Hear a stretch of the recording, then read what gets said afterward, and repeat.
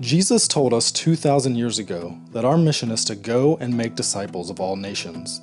He also promised us that only after we accomplish that task will we receive the blessing of His return. So, how are we doing accomplishing our mission? To answer that, let's classify the 7 billion people on the earth today into 3 groups. Let's start with the Christians.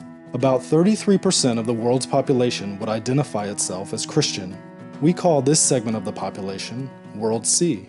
C for Christian.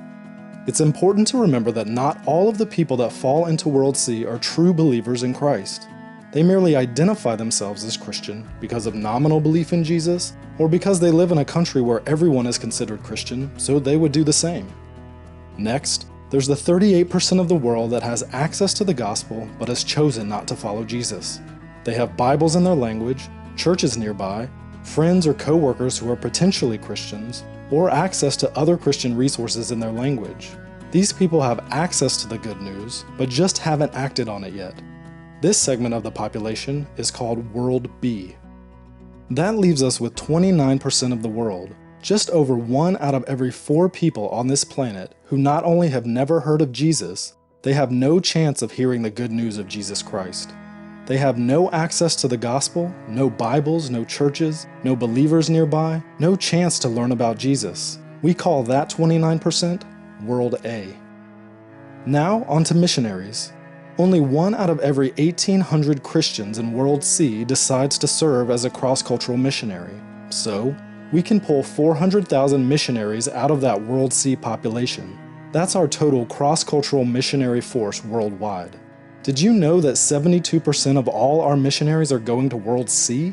That's right, the vast majority of the missionaries being sent out are going to the people of the world that have Bibles and established churches.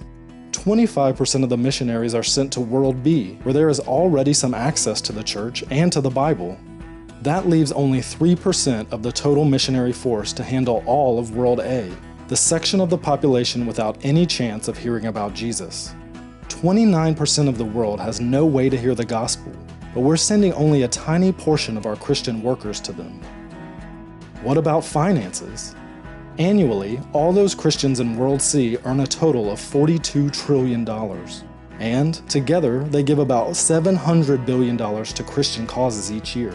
That includes everything: Christian nonprofits, churches, youth programs, missions, etc. Can you do the math?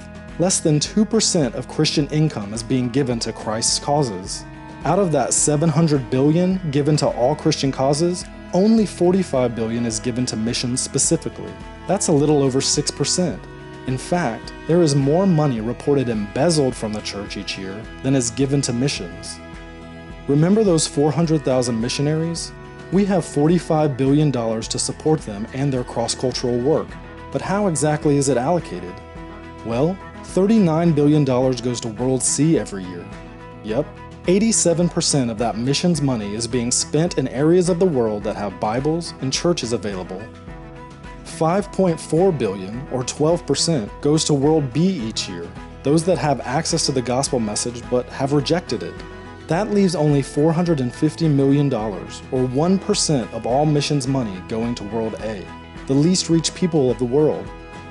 To put that into perspective, annually Americans spend more money on Halloween costumes for their pets than gets sent to World A. To summarize, only 3% of our missionary force, armed with only 1% of missions giving, is going out to reach the 2 billion people who don't have access to the gospel. 2 billion people are still waiting for the good news of Jesus Christ. So here's a question for you. What are you going to do to change that?